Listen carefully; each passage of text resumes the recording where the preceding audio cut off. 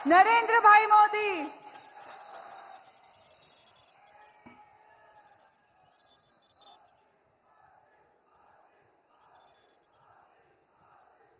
जयकारा शेरावाली दा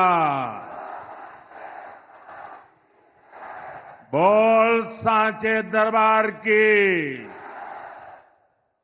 सारे डुग्गर देश दे लोगा की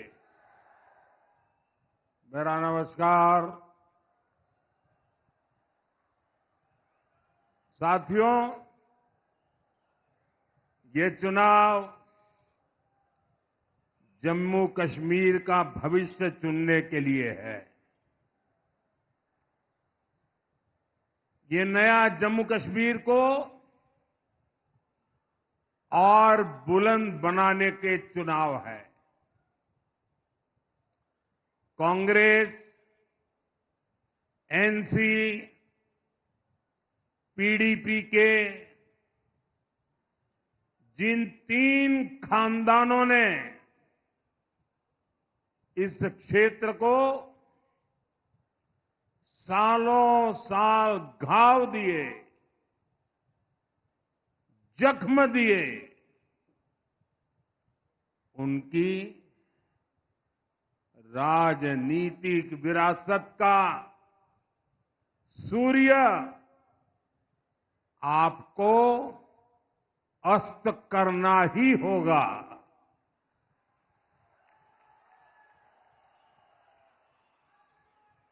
और इसके लिए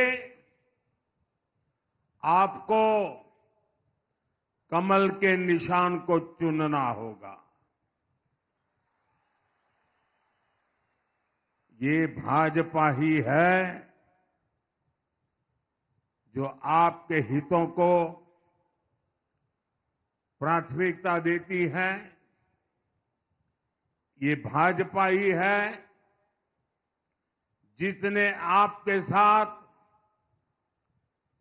दशकों से चले आ रहे भेदभाव को खत्म किया है। इसलिए एक स्वर से मेरे साथ बोलिए, अब की बार भाजपा सरकार, अब की बार, अब की बार, अब की बार। साथियों, हमारा ये क्षेत्र हमारी आस्था का, हमारी संस्कृति की पहचान है। इसलिए यहां ऐसी सरकार चाहिए जो हमारी आस्था को सम्मान दे, हमारी संस्कृति को आगे बढ़ाए। कांग्रेस तो कुछ वोटों के लिए हमारी आस्था और हमारी संस्कृति को कभी भी दांव पर लगा सकती है। कांग्रेस का जो शाही परिवार है, उसके वारिस ने हाल में विदेश में जाकर क्या कहा है, ये आपने भी सुना होगा। वो कहते हैं, हमारे देवी देवता भगवान नहीं है। हिंदू धर्म में गांव-गांव में देवियों को, देवताओं को पूजने की परंपरा है। हम इष्ट देवों को मानने वाले लोग हैं। और ये कांग्रेस वाले कहते हैं कि देवता भगवान नहीं होते। क्या आप उनकी बातों से सहमत हैं? आप सहमत हैं? क्या ये हमारे देवताओं का अपमान है कि नहीं है? और ऐसा अपमान करने वालों को सजा मिलनी चाहिए कि नहीं मिलनी चाहिए? सजा देंगे, जी भर के सजा देंगे। कांग्रेस के लोग ऐसी बातें भूल चूक से नहीं बोलते हैं। ये सोची समझी चाल है। ये एक नक्सली सोच है। ये दूसरे धर्मों और दूसरे देशों से इंपोर्ट की हुई सोच है। आज कांग्रेस पर इसी नक्सली सोच का कब्जा हो गया है। इसलिए आपको इन लोगों से सावधान रहना बहुत जरूरी है। साथियों, इसी नक्सली सोच के साथ कांग्रेस ने यहां डोगरा परंपरा पर भी हमला किया, अनाप शनाप लांछन लगाए। कांग्रेस का शाही परिवार देश का सबसे भ्रष्ट परिवार है। ये परिवार भारत में भ्रष्टाचार की कुरीति का जन्मदाता भी है और पोषक भी है। और इनकी हिम्मत देखिए, ये डोगरों की धरती पर आकर यहां के राज परिवार को भ्रष्ट कहते हैं। कांग्रेस के नेता ने डोगरा विरासत पर ये हमला जानबूझकर किया है। ये मोहब्बत की दुकान के नाम पर नफरत का सामान बेचने की उनकी पुरानी नीति है। इनको वोट बैंक के अलावा कुछ नहीं दिखता है। इसलिए इन्होंने सालों साल तक जम्मू और कश्मीर के बीच खाई को गहरा किया।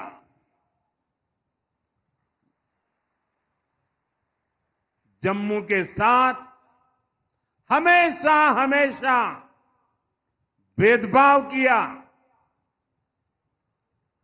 जबकि बीजेपी ने महाराजा हरि सिंह के जन्म दिवस पर छुट्टी घोषित कर इस महान विरासत को सम्मान दिया है। हमने जम्मू को विकास की नई धारा से जोड़ा है। साथियों, रियासी और उधमपुर के साथ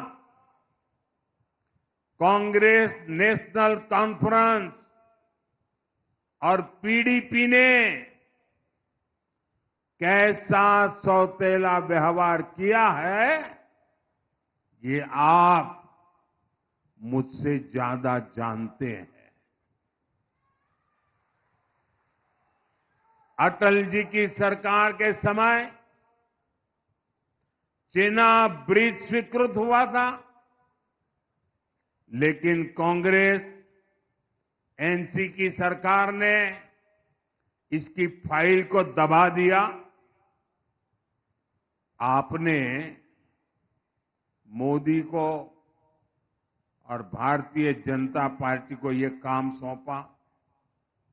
आज ये शानदार पुल सुविधा के साथ साथ आकर्षण का भी केंद्र बना हुआ है। पेरिस के जिस एफिल टावर की इतनी चर्चा होती है, जहां लोग सेल्फी खींचने जाते हैं, ये चेनाब ब्रिज उससे भी कई फीट ऊंचा है। आज दुनिया भर में हमारे खूबसूरत चेनाब ब्रिज की तस्वीरें छाई हुई है। साथियों, भाजपा कैसे काम करती है, इसके साक्षी कटरा के आप सभी लोग हैं।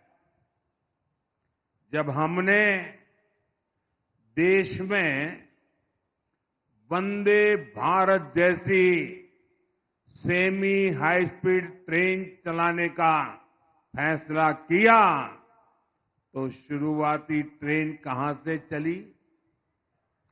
शुरुआती वंदे भारत ट्रेनों में से एक दिल्ली से कटरा के लिए चलाई गई।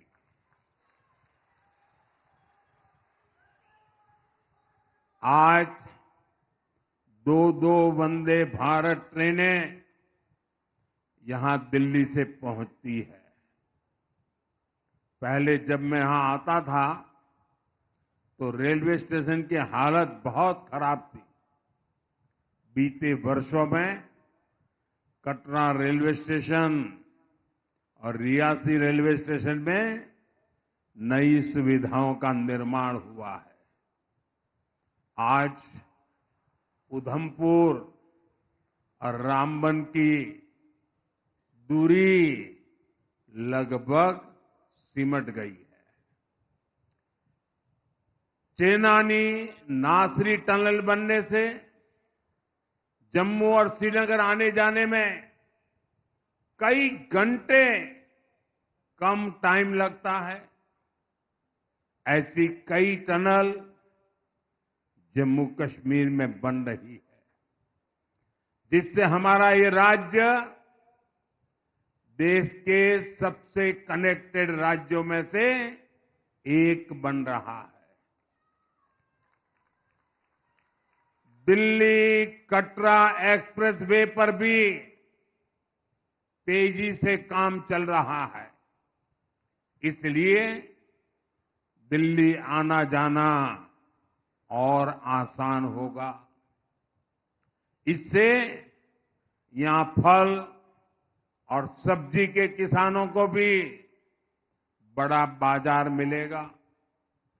साथियों, आज जम्मू कश्मीर का पानी यहां के किसानों, यहां के नौजवानों के काम आ रहा है। कांग्रेस और नेशनल कॉन्फ्रेंस की सरकारों ने तो अपने हक का पानी तक सीमा पार जाने दिया।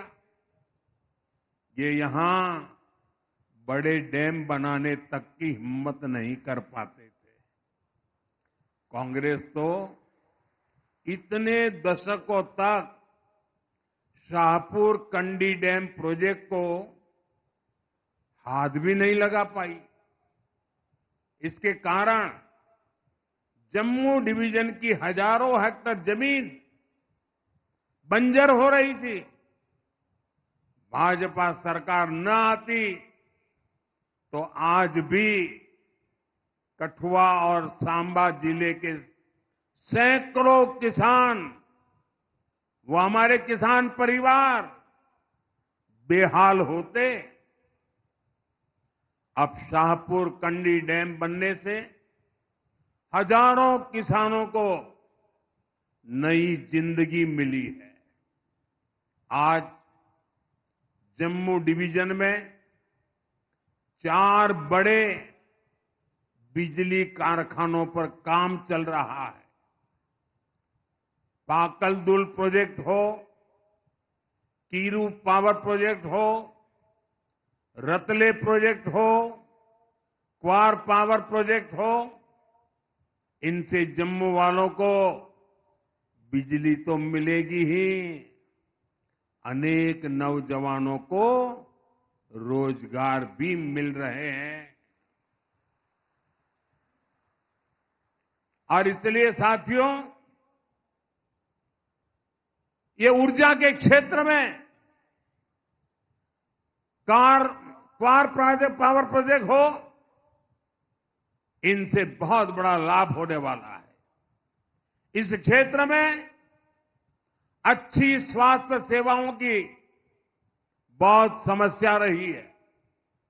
यहां के साथी जब मिलने आते थे तो जिला अस्पताल की बात करते थे, मेडिकल कॉलेज की बात करते थे। मोदी ने आपसे किया वादा निभाया है।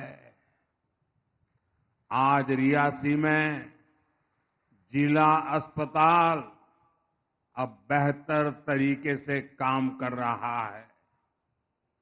उधमपुर में भी मेडिकल कॉलेज बन चुका और इसकी नई बिल्डिंग के लिए भी तेजी से काम हो रहा है। अभी आप सभी को आयुष्मान भारत के तहत 5 लाख रुपए तक के मुफ्त इलाज की सुविधा मिलती है।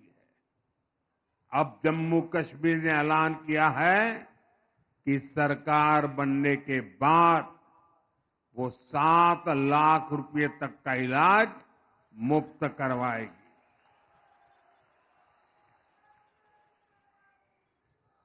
भाइयों और बहनों, आज इस क्षेत्र में जो शानदार सड़कें बन रही हैं, जो रेलवे कनेक्टिविटी बढ़ रही है, इससे टूरिज्म को भी नए पंख लगेंगे। पिछले साल ही 2 करोड़ से ज्यादा पर्यटक जम्मू कश्मीर आए हैं। पिछले साल 95 लाख श्रद्धालु तो यहां माता रानी के दर्शन करने आए थे। इससे हमारे छोटे छोटे दुकानदारों, फल फूल बेचने वालों, किसानों, ऑटो टैक्सी चलाने वालों, सबको फायदा हुआ है। आने वाले सालों में तो पर्यटन का बहुत बड़ा विस्तार यहां होने वाला है। जम्मू और पटनी टॉप पर रोपवे शुरू हो चुके हैं। बसोली टूरिस्ट डेस्टिनेशन को एडवेंचर टूरिज्म के रूप में तैयार किया जा रहा है। यहां उधमपुर में देविका रिवर फ्रंट का काम भी जल्द ही पूरा होने वाला है। जम्मू में तवी रिवर फ्रंट पर काम चल रहा है। इससे स्थानीय लोगों को भी अच्छा माहौल और अधिक पर्यटकों की भी चांदी होने वाली है। साथियों, मैं जब भाजपा के कार्यकर्ता के रूप में संगठन का काम करने के लिए इस क्षेत्र में जब भ्रमण करता था, तो मेरे जो यहाँ के पुराने साथी मुझे नजर आ रहे हैं सारे, ये पुराने मेरे सभी साथी मुझे कलाड़ी खिलाया करते थे।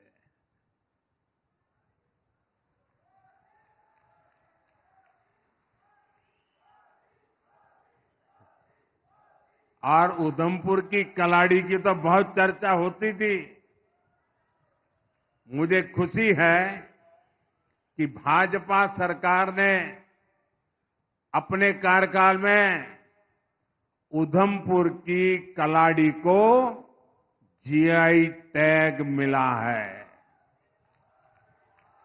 यानी अब ये पक्का हो गया है कि कलाड़ी का जन्म यही हुआ है, ये इसी जिले का उत्पाद है।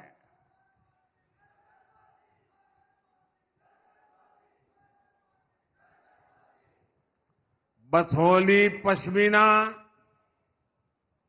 और उधमपुर की कलाड़ी, इनकी डिमांड अब बहुत बढ़ने वाली है।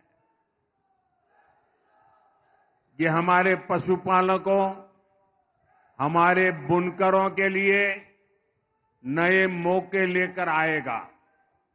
भाइयों और बहनों, भाजपा जम्मू के चौतरफा विकास के लिए समर्पित है।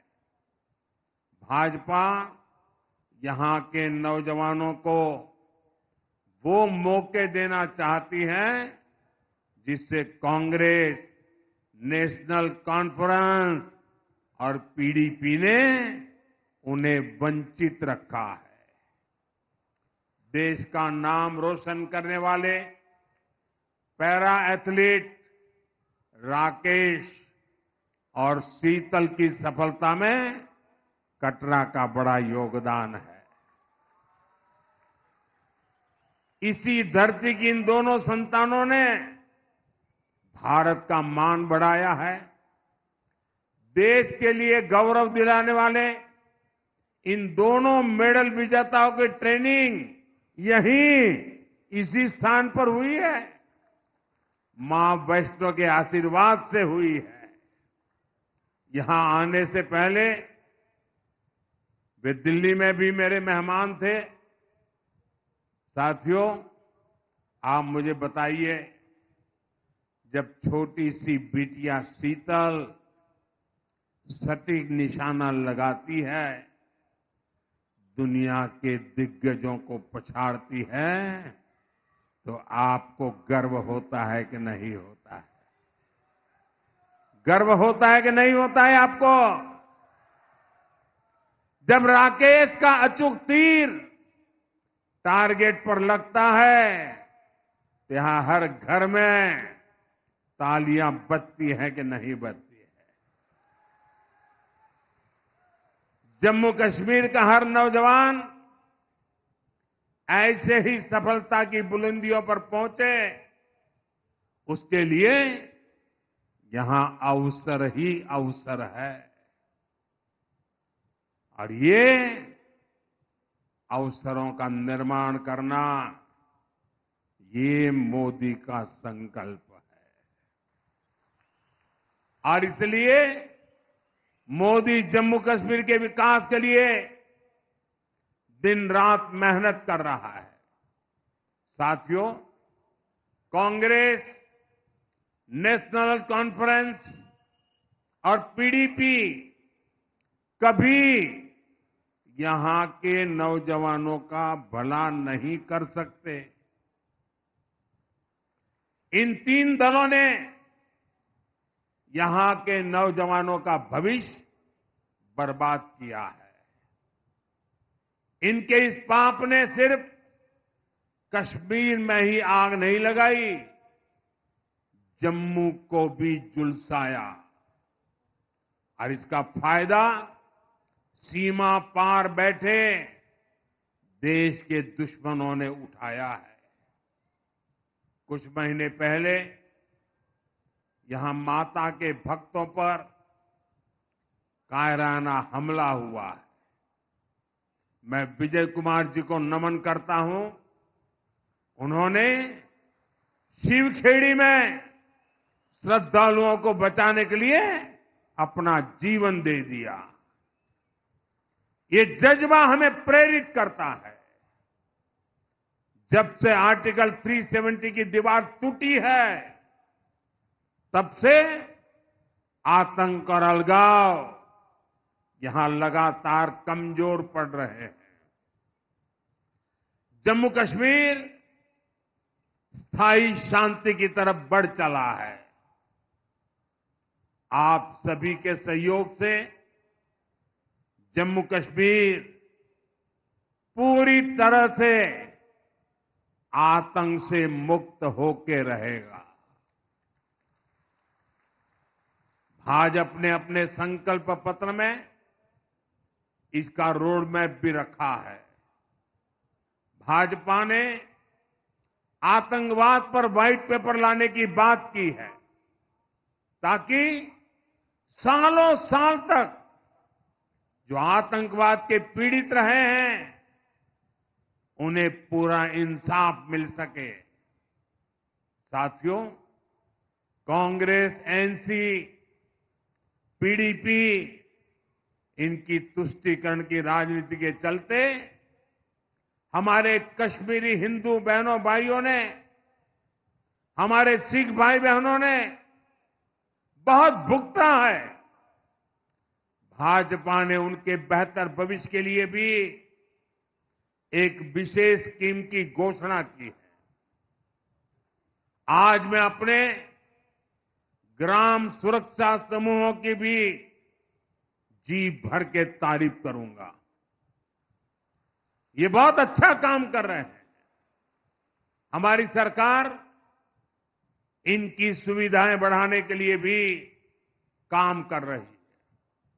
साथियों, हमारे इन प्रयासों के बीच आपको बहुत सावधान भी रहना है, बहुत सतर्क भी रहना है। कांग्रेस को दिया गया हर एक वोट यहां नेशनल कॉन्फ्रेंस और पीडीपी के मैनिफेस्टो को लागू करेगा। और ये क्या घोषणा कर रहे हैं? ये कह रहे हैं कि ये यहां आर्टिकल 370 को वापस लौटाएंगे। यानी ये खून खराबे के उस पुराने दौर को फिर लौटाना चाहते हैं। साथियों, कांग्रेस नेशनल कॉन्फ्रेंस को लेकर जम्मू कश्मीर में भले ही उत्साह न हो, लेकिन पड़ोसी देश इन्हें लेकर बहुत उत्साह में है। यहां तो उनको कोई पूछने वाला नहीं है, लेकिन वहां पूछा जा रहा है।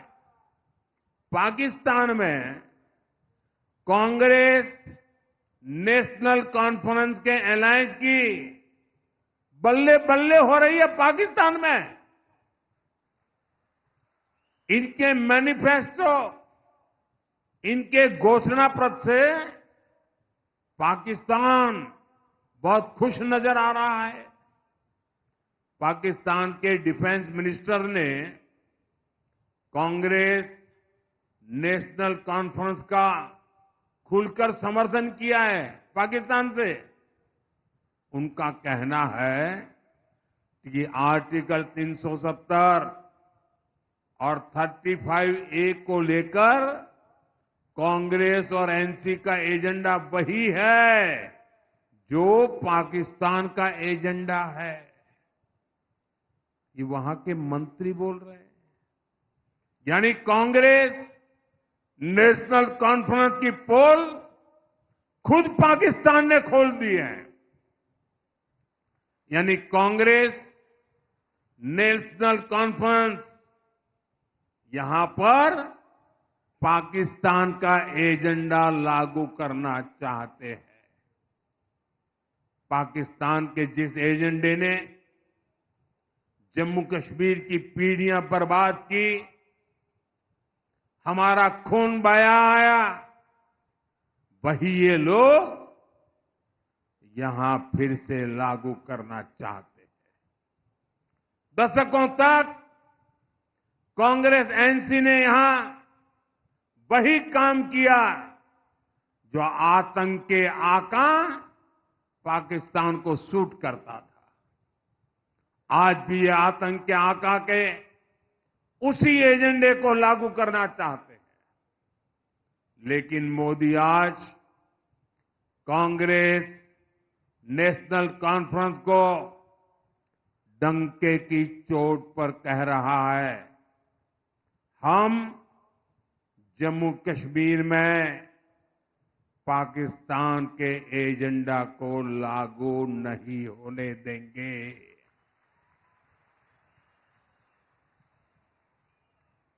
दुनिया की कोई ताकत जम्मू कश्मीर में आर्टिकल 370 की वापसी नहीं करा सकती। भाइयों और बहनों, भाजपा के लिए देश से बड़ा कुछ नहीं है। हमारी सबसे बड़ी प्राथमिकता देश का विकास है। आपको यहां ऐसी भाजपा सरकार बनानी है जिसकी गारंटी पक्की होती है,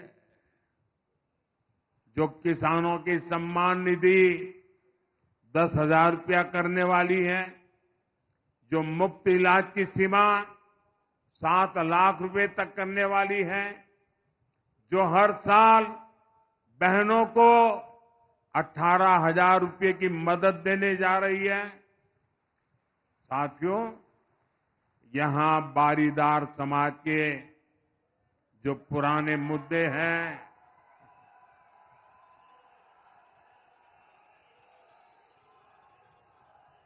ये बारीदार समाज के पुराने मुद्दों को मैं जानता हूं, समझता हूं। हमने ही बारीदार समाज के बच्चों की 12वीं तक की पढ़ाई के लिए स्कॉलरशिप शुरू करवाई थी। पिछले 10 साल में बारीदार समाज के युवाओं को 9 करोड़ रुपए से अधिक की स्कॉलरशिप दी गई है। बेटियों की शादी के लिए भी सैकड़ों परिवारों को 3.5 करोड़ रुपए की मदद दी गई है। भूभाग और कटरा ब्लॉक के दूर दराज के गांवों में विकास के कामों से भी बारीदार समाज को सुविधा मिली है। बीजेपी ने वादा किया है कि बारीदार समाज के मुद्दों को सुलझाने के लिए और भी जरूरी कदम उठाए जाएंगे।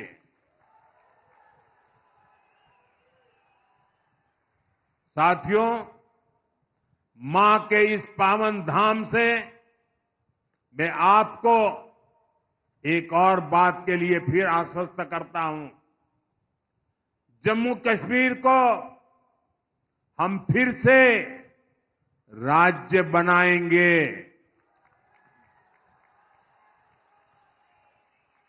और ये चुनाव में मैं कह रहा हूं ऐसा नहीं, ये हमने देश की संसद में, पार्लियामेंट में घोषणा की हुई है। इसलिए मैं जम्मू कश्मीर के मेरे भाइयों बहनों से यही कहूंगा कि 25 सितंबर को हमारे इन सभी एमएलए आगे आ जाए, कैंडिडेट सारे आगे आ जाए, सब खड़े हो जाए। हमारे इन सभी साथियों को एमएलए बनाकर भेजना है। मैं जरा उनके पास जाके आता हूं, फिर भाषण आगे करूंगा।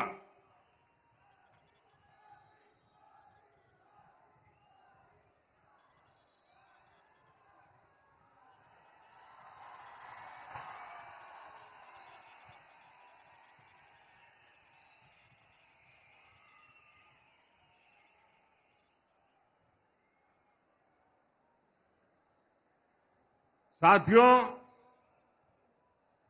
कमल निशान पर ज्यादा से ज्यादा वोट पड़े, ये आप सभी को सुनिश्चित करना है। आप इतनी बड़ी तादाद में हमें आशीर्वाद देने आए, मैं आपका हृदय से बहुत बहुत धन्यवाद करता हूं। मेरे साथ बोलिए, भारत माता की, भारत माता की, भारत माता की। बहुत बहुत धन्यवाद।